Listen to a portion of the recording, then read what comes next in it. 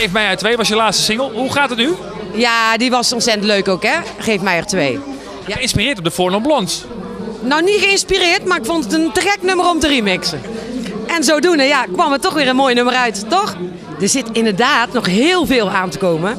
En dat houdt in dat wij willen eigenlijk de 11e van de 11e het hele album van Jetty Paletti gaan uitbrengen. We zijn inmiddels heel druk bezig met Weland in de studio om weer allemaal leuke liedjes te zoeken. En er waarschijnlijk ook nog zelf een nummertje maken.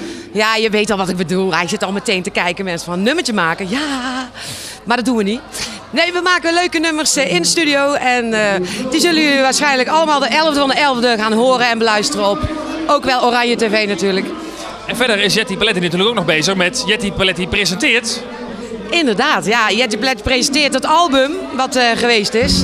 Daar komt natuurlijk wel een vervolg op. Omdat er ontzettend veel verkocht is en heel veel mensen het heel erg leuk vinden ook. Omdat het zo'n gevarieerd album was.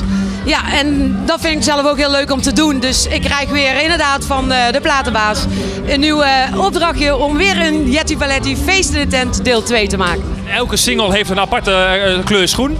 Welke kleur gaat het dan worden? Oh, dat mag ik wel zeggen. Natuurlijk komt er een mooie kleur groen, een mooie kleur blauw en een mooie kleur roze. En alles wat maar lelijk is, om het zo te zeggen. Toch?